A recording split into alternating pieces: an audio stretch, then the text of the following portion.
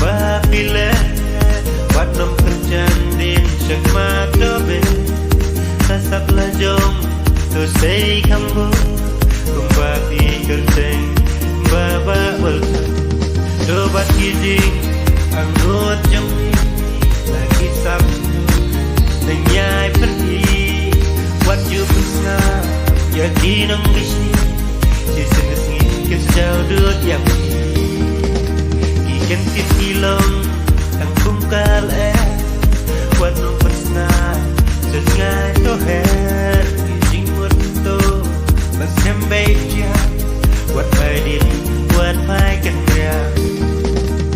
Dobat gizing Ang dut jong ni